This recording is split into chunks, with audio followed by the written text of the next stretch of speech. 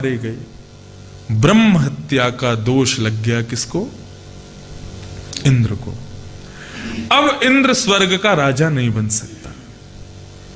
और जैसे ही स्वर्ग राजविहीन हुई, दैत्यों ने चढ़ाई कर दी और स्वर्ग के राजा बन गए।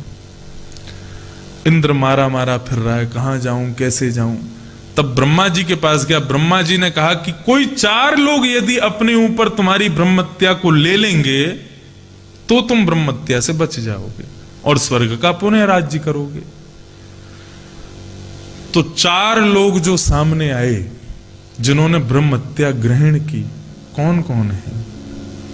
पृथ्वी, वृक्ष, स्त्री और जल। इन 4 लोगों ने ब्रह्म हत्या को अपने ऊपर धारण कर लिया।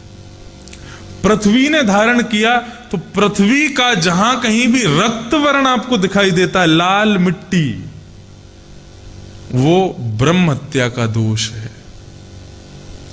और इन 4 को इंद्र ने वरदान भी दिया कि तुम मेरा दोष अपने ऊपर ले रहे हो, मैं तुमको वरदान भी दूंगा। तो पृथ्वी को इंद्र ने वरदान दिया कि तुमने मेरी ब्रह्महत्या को स्वीकार किया, मैं तुम्हें वरदान देता हूं कि तुम्हारे भीतर कभी गड्ढा रह नहीं पाएगा। कोई गड्ढा करेगा तो कुछ दिन में तुम अपने आप भर जाओगी। ये पृथ्वी को वरदान मिला। दूसरा दोष ग्रहण किया वृक्ष ने। तो वृक्ष तोड़ने पर जो वृक्ष में से सफेद कभी कभी दुग्ध जैसा निकलता है या गोंद निकलती है, या कुछ भी निकलता है वृक्ष से, कुछ पदार्थ चिपकीला जैसा, वो ब्रह्म हत्या का दोष है। और वृक्ष को इंद्र ने वरदान दिया कि तुमको कोई काट देगा तो तुम पुनः उगाओगे, तुम्हारा नाश कभी नहीं होगा। ये वृक्ष को वरदान। तीसरी है स्त्री। जो रजस्वला माह दोष है वो ब्रह्म हत्या का दोष है। इसी कारण मंदिर में वर्ज्य है उनका जाना।